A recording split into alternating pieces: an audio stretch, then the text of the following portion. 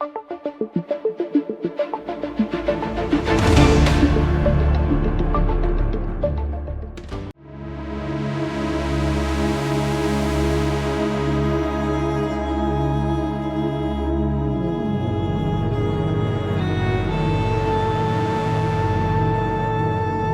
कृष्ण कुमार, मैं कैर डिपो में कंडक्टर हूँ जी। और मैं 55 किलोमीटर से आता हूँ यहाँ। जी जी।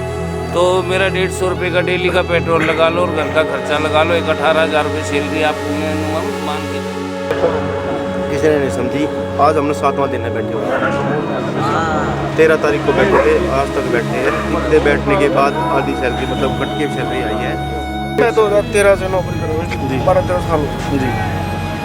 4-5-6 महीने से जब तक ये सिस्टम इनका चेंज हुआ है, जब तक तनख्वाह नहीं आ रही मेंटेनेंस टाइम, पिछले महीने भी हड़ताल थी, हमने तभी 2 महीने की सैलरी। आखिर ये तस्वीर तय करते हैं उन मासूम चेहरों को जो अपने हक और आवाज के लिए सड़कों पर बैठे हैं। अगर आपकी सैलरी लेट है, क्या कंपनी आपको लेट अनाउंस दे रही है? नहीं, कुछ नहीं दे रही। आपका नाम लेट में दे रही है। आप भी कंडक्टर, कैसा दर्द है जिसको आप रोज लगातार डोर? परेशान हो रहे हैं, 6-7 दिन हो गए और पीछे तनख्वाह भी रुक के ही आई थी, जब भी आ जाती।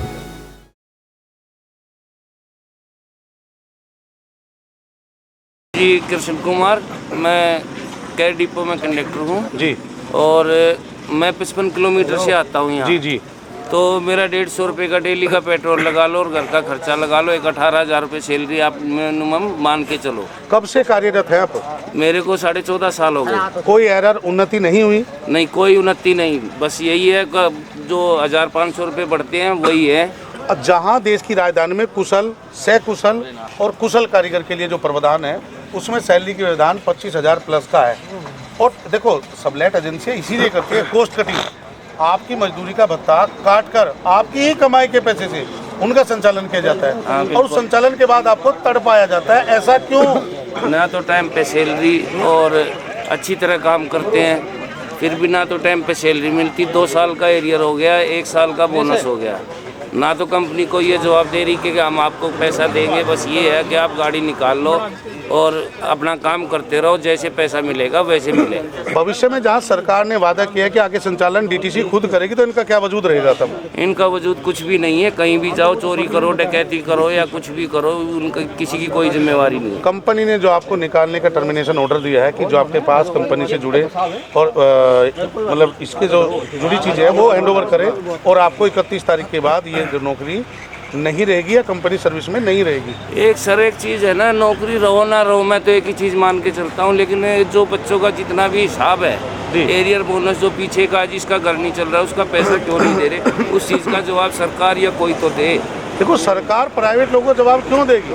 ये प्राइवेट लोग आपको पढ़ाने के लिए भेज तो रखे हैं। प्राइवेट कोई भी कंपनी है तो उस पर सरकार का कोई दबाव नहीं है। डकैत है वो, चोर है। सिर्फ कानून के आधार पर जिस तरीके से पैराग्रीन कंपनी बायलॉज में एक्ट रजिस्टर्ड है, उस पर उसी तत्वाधान में होगा। हम इस देश से पहले भागने वाले मालिया जैसे बहुत लोग हैं। सर, हम पैराग्रीन कंपनी पे ये दबाव नहीं डाल रहे कि तुम हमारे को नौकरी पे रखो। उन्होंने अगर हमारे को रिजाइन लेटर दे दिया 31 मार्च का, तो हमारा जो पैसा है हमारा हिसाब करो। जी जी जी जी, जायज बात है जी भाई। हमारा तुम्हारा मतलब ही नहीं रहा तो हमारा हिसाब करो। यही मांग को लेकर आप धरने पे बैठे? हाँ, इसी वजह से हम धरने पे बैठे हैं। तो कितने लोग हैं जिनका एरर और भत्ता रुका हुआ है? ये 600 कंडक्टर हैं। 600? हाँ, एक डिपो के हैं, एक डिपो है 4,500 कंडक्टर है जी। 4 से 4,500 कंडक्टर, 5 डिपो दिल्ली में है क्लस्टर में। तो इसकी संज्ञानता किसी ने सहमत नहीं समझी? किसी ने नहीं समझी। आज हमने 7वां दिन है बैठे हुए, 13 तारीख को बैठे थे, आज तक बैठे हैं। इतने बैठने के बाद आधी सैलरी मतलब कट के सैलरी आई है। सबसे पहली मांग थी हमारी बोनस एरियर की, जो हमारा पीछे का था, वो अभी तक क्लियर नहीं हुआ। अब हम आगे नौकरी करेंगे, क्या वो दोबारा हड़ताल करके लेनी पड़ेगी? तो पीछे का ही पैसा नहीं आ रहा हमारा। कहीं ना कहीं ये तो रोज़मर्रा का लाइफ है। हमने देखा या डीटीसी के जो क्लस्टर का माहौल है वो कहीं ना कहीं दबाव और ठेकेदारी पर बड़ा डिपार्टमेंट है ट्रांसपोर्ट का, 3रे नंबर पे ट्रांसपोर्ट आता था दिल्ली का। आर्मी के बाद लोग बाग ये सोचते थे भाई दिल्ली डीटीसी में भर्ती होंगे, वैल्यू थी। अब वो वैल्यू भी ख़त्म होगी ट्रांसपोर्ट की। ये जब कंपनियां जब तक इसमें फंसाई हैं, 700 रुपये दिहाड़ी कोई मायने नहीं रखती, 1,000 रुपये लेता है मजदूर भी घर में काम करने के लिए। 700 रुपये में हमारा घर चलेगा? तो 700 रुपये में ये कहते हैं कि पेनल्टी लगेगी तुम्हारे हड़ताल करने की। 2500 वो 2,500 रुपये पर डे के बता रहे कंडक्टर। हम हड़ताल कर रहे हैं, 2,500 रुपये पर डे के लगेंगे। हम हड़ताल कर रहे हैं तो 2500 रुपये हमें देने पड़ेंगे एक बात के हड़ताल। आपको हड़ताल का लिया जा रहा है, जो कंपनी आपके लिक्विड मनी का मजा ले रही है, क्या उसका इंटरेस्ट कभी आपको मिला? नहीं सर, लेट आई है और तनख्वाह भी लेट आई है और ये भी तनख्वाह भी हड़ताल करने के बावजूद ही मिल रही है। हाँ देखो आपके बच्चे कहीं ना कहीं स्कूल शिक्षा को लेकर स्कूली टीचर भी कहता है अगर एक दिन लेट फीस आएगी तो 10 रुपये पेनल्टी होगी। अगर आपकी सैलरी लेट है, क्या कंपनी आपको लेट अनाउंस दे रही है? नहीं, कुछ नहीं दे रही। आपका नाम लेट में दे रही है। आप ही कंडक्टर हैं? कैसा दर्द है जिसको आप रोज लगातार ढो रहे हो? परेशान हो रहे हैं जी, 6-7 दिन हो गए और पीछे तनख्वाह भी रुक के ही आई थी जब भी हड़ताल हुई थी, ठीक है। और हड़ताल करने पे अपना ही हक मांगने पे पेनल्टी लगती है हमारे ऊपर, क्या करें। आपका नाम दोस्त? हरीश जी, किस तरीके से आपका शोषण किया जा रहा है? शोषण का भाई साहब ऐसा है कि हमने 7 दिन हो गया, हमारी खेती भी है, हमारे घर के काम भी है, हम पूरा दिन यहाँ पे रहते हैं, हम अपना घर का काम नहीं कर पा रहे। हम जो नौकरी करी थी उसके जो पैसे मांग रहे हैं उसके हमारे ऊपर पेनल्टी भी लगाई जाएगी। अब स्कूल की फीस हमें देनी है, वो स्कूल की फीस भी लेट है। हम दूध लेते हैं, वो दूध का पैसा भी लेट है। तो अगर हम एक रोजमर्रा की जरूरतें को कैसे पूरा करते हैं? कैसे पूरा, किसी से पैसे उधार मांग के पूरा करना पड़ता है या किसी से ब्याज पे लेके पूरा करेंगे तो क्या करें।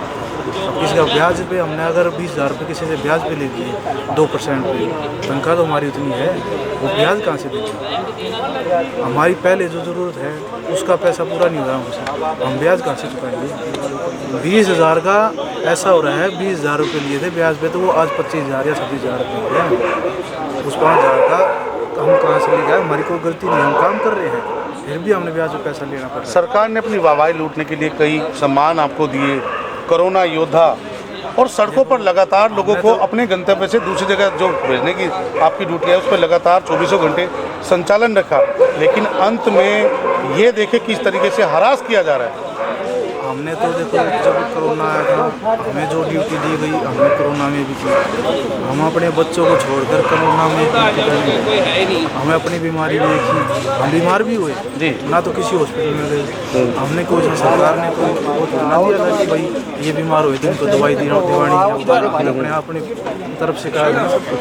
हमने नौकरी, आज हमारी हालत हमें 31 तारीख को का नोटिस दिया गया निकालने का। हम ये नहीं कह रहे कि सरकार ने हमारे लिए क्या सोचा, क्योंकि वो भी लिखित में ना तो ये आया है कि इन कंडक्टर को निकालना है, सरकार की तरफ से नहीं आया। हाँ, हमारी कंपनी की ओर से तो ये आ गया और हम जा रहे हैं भाई 31 तारीख को हमारा। तो देखो, अगर आप 31 तारीख को कंपनी जा रही है तो क्या जनप्रतिनिधि आकर आपको आश्वासन दिया जी कंपनी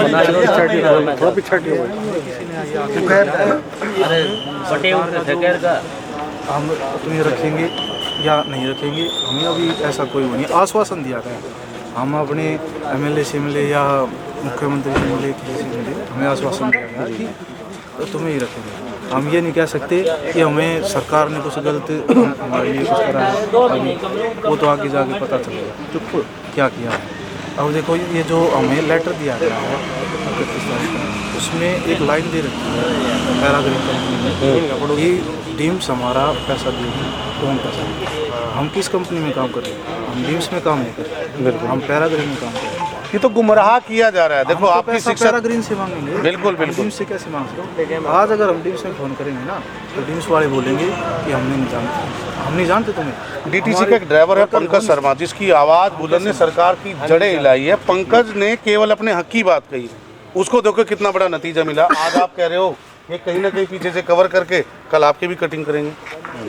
अब देखो हम तो बोलते तो हैं, हमें भी पता है बोलना है, पर हम भी ये चुप चुप के बोलते हैं, हम भी डरते हैं कि कल अगर हमने आज ये बात कह दी कि कल मैं कहीं हमारी नौकरी पे कोई और बात नहीं। देखो अधिकार सीमा में अपनी आवाज़ को उठाना आपका और हमारा संवैधानिक अधिकार है, उसको कोई बदल नहीं सकता। जब हमारे ऊपर जो दंड लगाया जाता ना उसके लिए कोई आवाज़ उठाने वाला नहीं है तब आदमी। देखो मेरा नाम दिल्ली समाचार है, मेरी बात हम तो मारे जाते हैं ना। जी जी जी, बेरोजगारी बताओ क्या करें। अब उन्हें 7 दिन हो लिया, हमारे ऊपर पेनल्टी भी लगेगी। हमने इस महीने में 13 दिन नौकरी भी करी, तो इस 13 दिन जो नौकरी करी है इसका क्या मिलेगा? वो पेनल्टी में तो लगता नहीं जीरो है वो, जो हमें जो पेनल्टी लगेगी, जो 13 दिन जो ड्यूटी की है वो जीरो हो जाएगी। क्यों? पेनल्टी में जाएगी वो। आप देश में हो या पाकिस्तान में हो? देश में ही है। तो देश का कानून तो उसको अनुमति नहीं करता। देश का कानून अनुमति नहीं करता तो बताओ। वो कह रहे कि कोर्ट में केस करो। अरे लेबर बायलॉज में तो डेली वेजेस के हिसाब से हम जीवन है, कोर्ट में जाके क्या मिलेगा?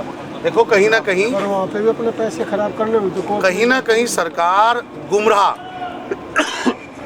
जब सबलेट में काम किया जाता है इस संचालन, ये जो प्रेमिसेस आप देख रहे हो ये डीटीसी का है। ये जो बसें दिखाई दे रही है प्राइवेट है, यहाँ क्लस्टर की बसें हैं और डिपो का चार्जेस और अन्य सभी वेजेस आम पब्लिक से छुपाकर कहीं ना कहीं जिन विशेष लोगों को इसकी जानकारी है उसके ऊपर ठेकेदार प्रथा लगाई गई है ताकि कोई लोग वहाँ से भाग ना सके।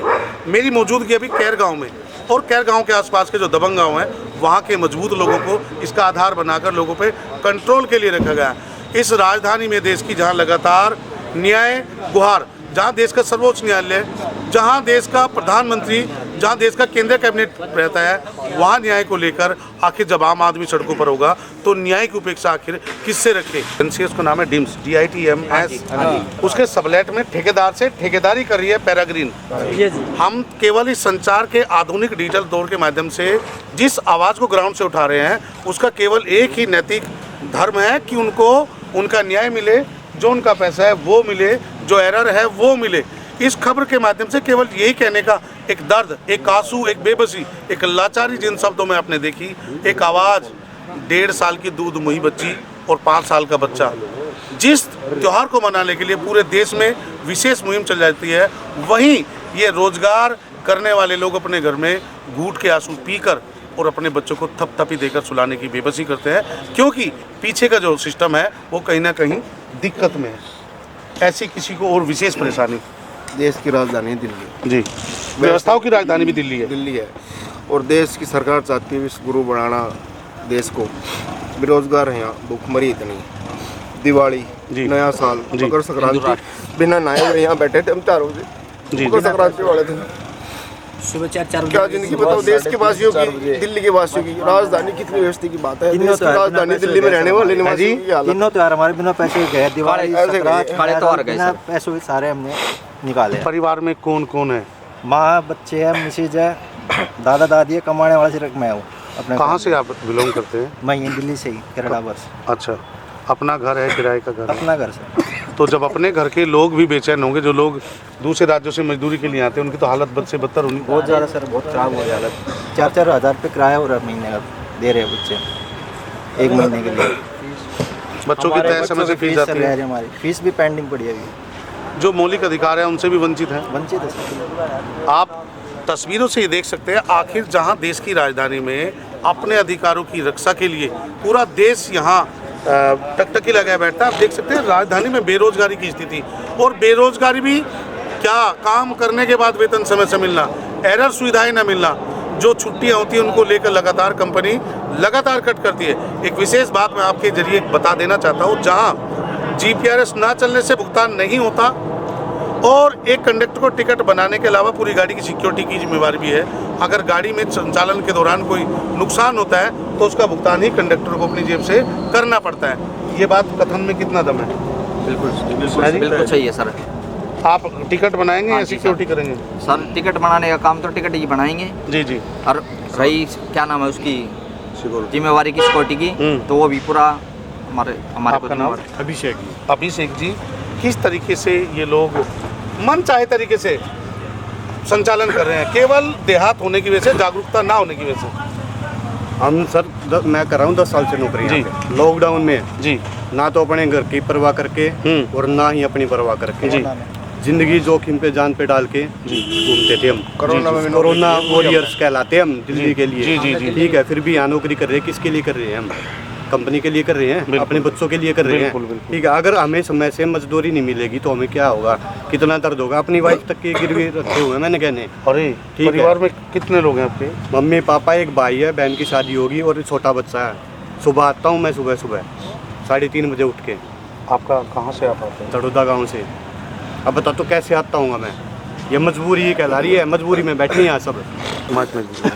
शेखर जी, किन मांग को लेकर आप सड़कों पर, और लगातार लंबे समय से जो मांग की जा रही थी उसको पूरा क्यों नहीं किया जा रहा है? मैं 2013 से नौकरी कर रहा जी। हूँ, 12-13 साल हो गए। जी 4-5-6 महीने से जब तक ये सिस्टम इनका चेंज हुआ है, जब तक तनख्वाह नहीं आ रही मैडम से टाइम, पिछले महीने भी हड़ताल करी हमने, जब भी 2 महीने की सैलरी, हड़ताल करते ही पैसे आ जाते हैं इनके पास। पहले टाइम पे क्यों नहीं देते हम? दूध है, बच्चे दूध चाहिए, घर में सब कुछ करते हैं, अकेला मैं घर में कमाने वाला कहाँ से पूरे कर रहा हूँ? इनका लगता है गाड़ी करे जाओ, पैसा जब आएगा जब आ जाएगा। परिवार में क्या क्या जिम्मेवारी आपके ऊपर है?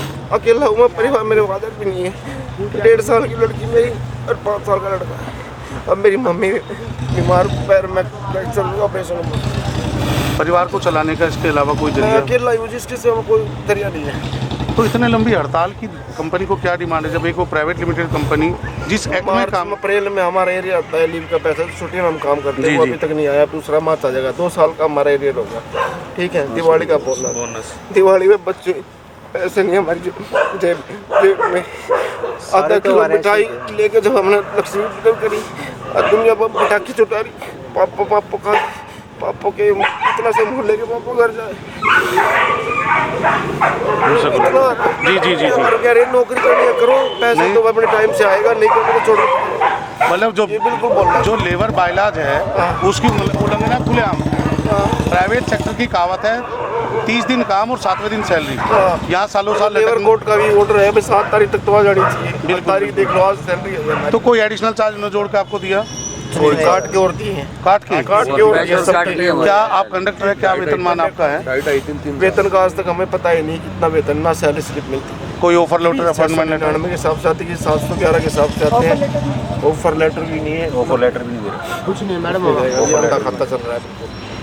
तो जो ये भविष्य में क्या नीति का पालन करने के लिए लोग बताते हैं, क्या भविष्य में? इन्होंने हमारा वो लेटर बना रखा है 31 मार्च का। अच्छा। भाई जो भी संपत्ति तुम डिपो की ले रहे हो वो जमा करा दो, 31 मार्च को यहाँ का सब कुछ खत्म हो जाएगा। बस ये बोला है, और वो हमारी कंपनी का पैराग्राफ का सुनो, एक मिनट। बस ये बोला गया है जो भी डिपो की संपत्ति है वो जमा करा दे, और उसमें ये तक भी नहीं लिखा हुआ है हम तुम्हारा जो बकाया हिसाब बच रहा है वो हम तुम्हें लौटा देंगे। ना ये लिखा गया ना हमारे लिए अकेले, तो कंडक्टर के अकेले तो एक बात भी नहीं लिखी हुई है।